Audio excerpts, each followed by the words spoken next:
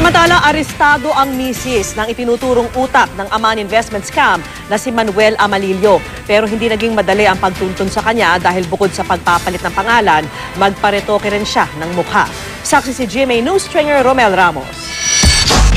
Hindi lang daw niya pinalitan ang ginagamit niyang pangalan.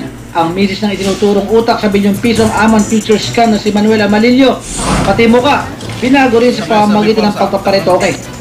Kaya pahirapan daw ang paghanap sa kanya ng pulisya bago maaresto nitong Mayo 2. Itong si Abigail is kung titignan niyo yung mukha niya before and now, nagpa-low sleep na kasi siya. So yung video niya is, kung hindi mo siya talaga kilala, hindi mo siya makikilala because medyo flawless na.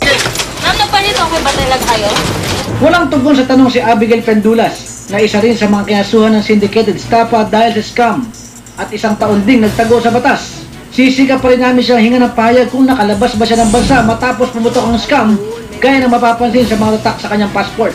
Walang piyansa nirekomenda para sa kasong kinakaharap ni Pendulas.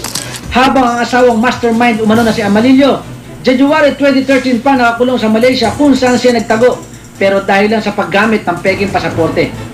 Tinatayang 15,000 katao kabilang ang mga pulis, militar at iba pang mga opisyal ng gobyerno sa Mindanao ang naloko ng pyramiding scam na di umano inumpisahan ni Amalillo na nakadispalko umano ng 12 bilyong piso sa mga biktima.